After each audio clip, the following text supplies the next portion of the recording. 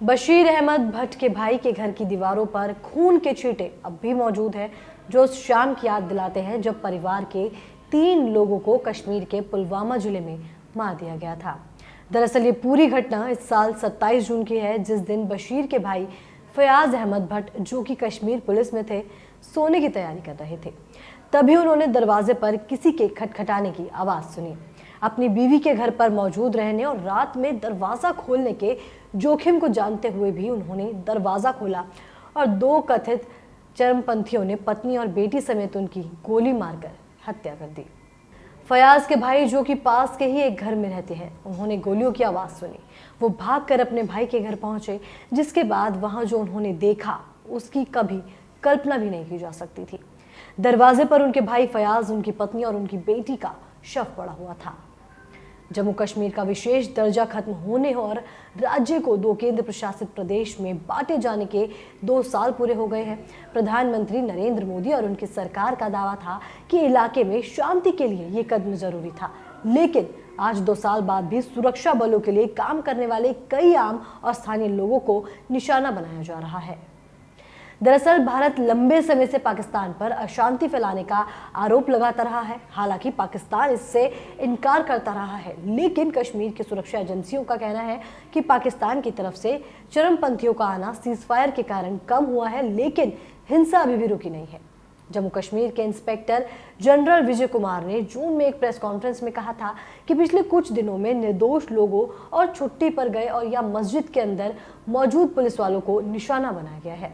चरमपंथी डर का माहौल बनाना चाहते हैं, जिसके बाद भारत ने हमेशा ही पाकिस्तान को कश्मीर में चरमपंथ को बढ़ावा देने का और कश्मीर में चरमपंथियों को ट्रेनिंग देने और हथियार सप्लाई करने का जिम्मेदार ठहराया है, लेकिन पाकिस्तान इन आरोपों से हमेशा इनकार करता रहा है। एलओसी पर फरवरी से दोनों देशों के बीच सीजफायर के फैसले के बाद से शांति है, लेकिन कश्मीर में चरमपंथी हमले और मुठभेड़ जारी है। श्रीनगर में मौजूद भारतीय सेना के एक अधिकारी के मुताबिक सीज फायर का एलओसी पर एक बार भी उल्लंघन नहीं हुआ है।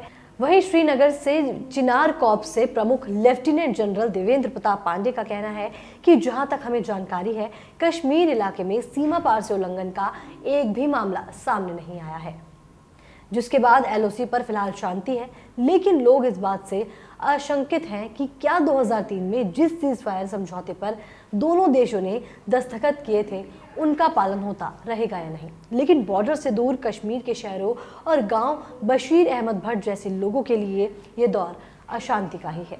वहीं अगर बात करें पाकिस्तान की नापाक हरकतों की, तो कश्मीर को लेकर अक्सर साजिश करने वाले पाकिस्तान ने एक बार फिर से जहर उगल दिया है। दरअसल पाकिस्तान के विदेश मंत्री शाह महमूद कुरैशी ने संयुक्त राष्ट्र को एक और लेटर लिखकर इस बात पर जोर दिया है कि संपर्क और नतीजे आधारित बातचीत के लिए अनुकूल माहौल बनाने की जिम्मेदारी भारत पर है और नई दिल्ली को जम्मू कश्मीर में 5 अगस्त 2019 या उसके बढ़ाए गए कदमों को वापस लेना चाहिए। साथ ही उन्होंने कहा कि जम्मू कश्मीर को विशेष दर्जा देने वाले संविधान के अनुच्छेद 370 के कुछ प्रावधानों को भारत की तरफ से निरस्त कर जाने के 2 साल पूरे होने के अवसर पर कुरैशी ने संयुक्त राष्ट्र सुरक्षा परिषद और संयुक्त राष्ट्र महासचिव को लिखे पत्र में ये बात कही है। दरअसल भारत की संसद ने 5 अगस्त 2019 को जम्मू कश्मीर को विशेष दर्जा देने वाले संविधान के अनुच्छेद 370 के अधिकतर प्रावधानों को निरस्त कर दिया था और राज्य को 2 केंद्र शासित क्षेत्रों में बांट दिया था।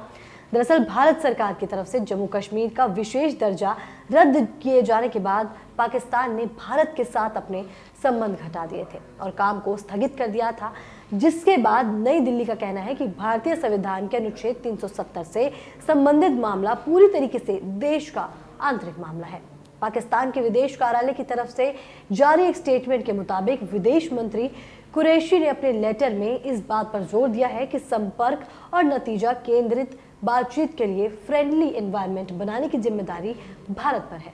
साथ ही फॉरेन ऑफिसर ने कहा कि ऐसा माहौल बनाने के लिए भारत को 5 अगस्त 2019 और उसके बाद जम्मू कश्मीर में उठाए गए यूनिलेटरल और इलीगल मूव्स को वापस लेना चाहिए और जम्मू कश्मीर में शुरू किए गए डेमोग्राफिक्स बदलाव को रद्द करना चाहिए।